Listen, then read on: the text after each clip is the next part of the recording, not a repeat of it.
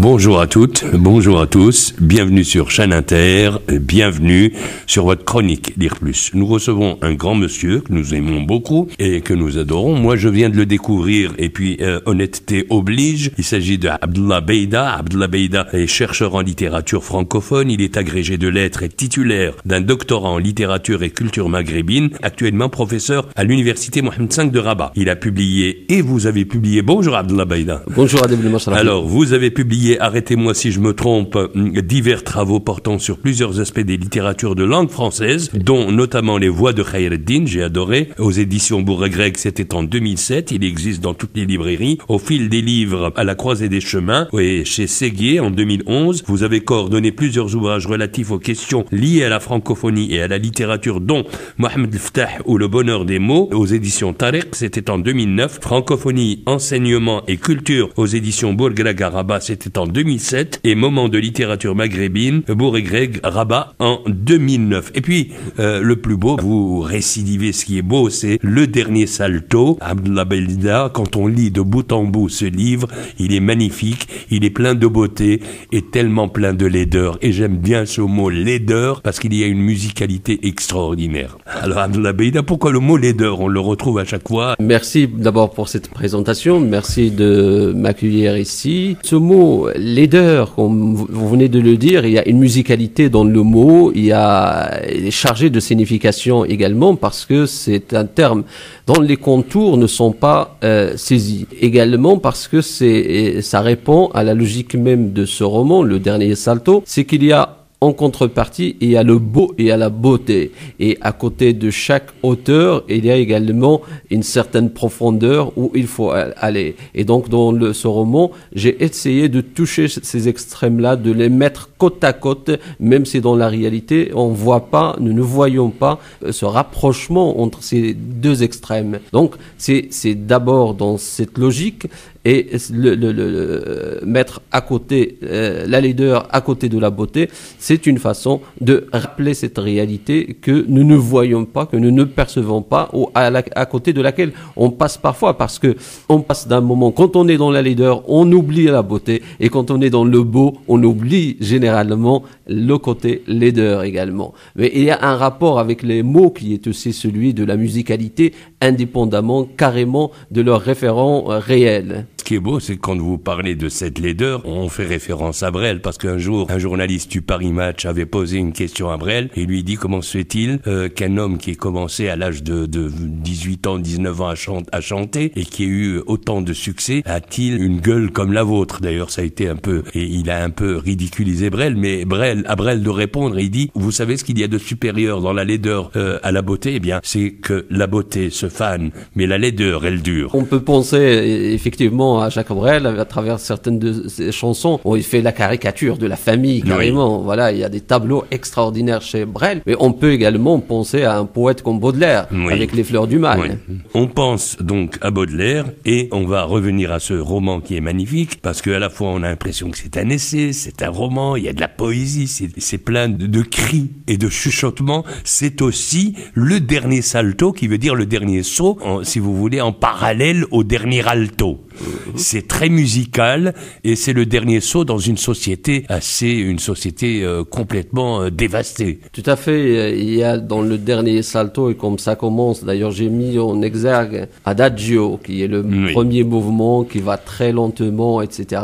Puis il y a ce personnage, Mohamed, qui va être propulsé parce que son rêve c'était toujours de réaliser ce saut, de réaliser ce saut périlleux. D'ailleurs, c'est comme ça l'expression équivalente de salto en français, c'est le saut périlleux. Et dans ce saut périlleux, il y a tout un ensemble de rêves de ce personnage. Et ce saut, il ne va pas le réaliser durant toute sa vie, alors qu'il y a énormément de tentatives, il y a énormément, au sens métaphorique, bien sûr, là aussi le terme a été employé au sens métaphorique dans le roman, et c'est au moment ultime de sa vie, à la fin de sa vie, devant un risque, devant un danger, devant une voiture qui allait l'écraser, que ce rêve d'enfance ressort, et là, le personnage se lance dans les airs et réalise, ou il croit avoir réalisé ce rêve, ce saut. Et avec ce saut physique, au premier degré, et il y a l'autre saut dans le passé de ce personnage, dans son imaginaire, Oui. pour évoquer un certain nombre d'épisodes, un certain nombre de moments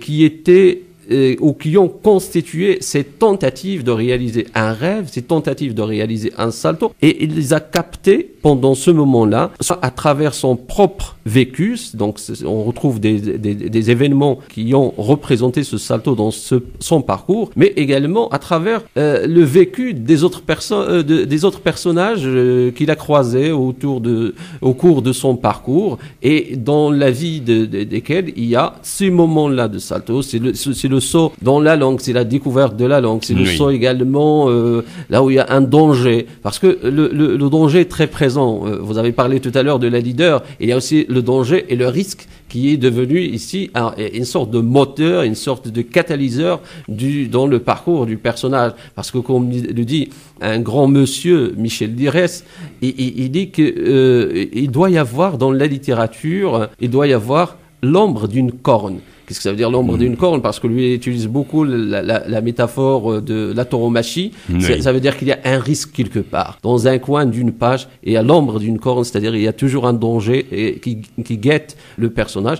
Et c'est cette logique que j'ai essayé d'employer ici. Si on prend votre roman qui est magnifique, Le Dernier Salto, c'est aussi une histoire de peinture. Parce que vous parliez de corne, on fait référence donc à Guernica. Oui. Lorsque vous parlez du cinéma, Le Dernier Tango, lorsque vous parlez de cinéma français, Le Dernier Métro, c'est tellement beau, c'est magnifique. Et puis ce personnage qui est un personnage fulgurant, il saute, il est là. Et puis on peut le mettre, ce personnage, on peut lui donner tous les noms. Ahmed, on peut lui donner le nom de François, on peut lui donner le nom de David, on peut lui donner tous les noms. Et puis il peut errer dans n'importe quelle capitale du monde.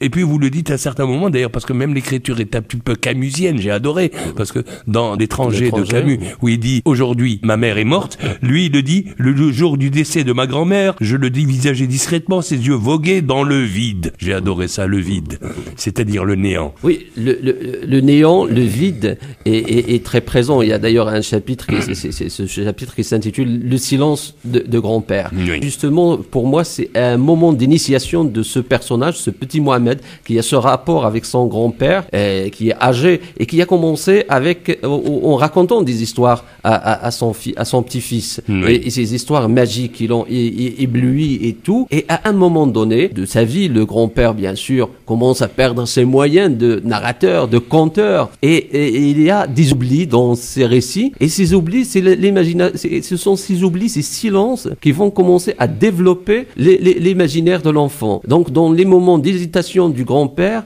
l'enfant le regarde et tente de combler le vide. Petit à petit, le grand-père tombe carrément dans l'aphasie. Et à ce moment-là, l'enfant, c'est à lui de reprendre la relève. Et comme on le voit à la fin de ce chapitre qui s'intitule « Le silence du grand-père », le grand-père va mourir, et c'est le moment qui va constituer une sorte d'apothéose, de sommet chez l'enfant, parce qu'il y aura le silence total. Et donc, c'est à l'enfant, à ce moment-là, de prendre la relève. Alors, il y a aussi la musique, puisque le silence est une note de musique, et on a l'impression que vous êtes très impressionné par le bruit des villes. On le sent, ces bruits, ces voitures, cet Internet, ces choses-là.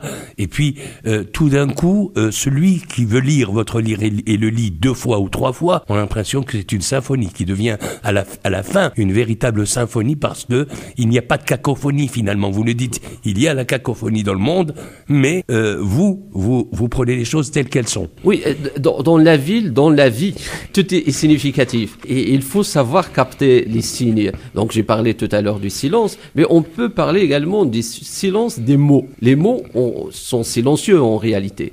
Quand on regarde les mots, ils nous interpellent et ils ne parlent sans les mots, sans le bruit, etc. Et c'est ce que va vivre également le personnage de Mohamed lorsqu'il va découvrir la langue, les langues, lorsqu'il va découvrir certaines langues, et lorsqu'il va découvrir également toute la magie des mots. Et comme vous l'avez dit, effectivement, le personnage peut changer carrément d'identité, de nom. Et d'ailleurs, Mohamed lui-même va changer de nom en fonction de l'époque de sa vie en fonction du moment de sa vie. Les gens de son quartier vont l'appeler à un moment donné Alim. Et Alim, oui, bien sûr, c'est le savant parce qu'il était le seul dans son quartier populaire à maîtriser le verbe et va jouer par la suite ce rôle dont il avait rêvé, c'est d'être aussi celui qui va découvrir les secrets des autres et grâce au verbe, justement, il va écrire les lettres à ses voisins du quartier, etc. Et il va devenir un vrai Alim, oui, dans ce sens où il sait. Mais à un moment donné de son parcours, il va obtenir une licence, il va faire un travail de thèse sur Imr al-Qais, qui a aussi des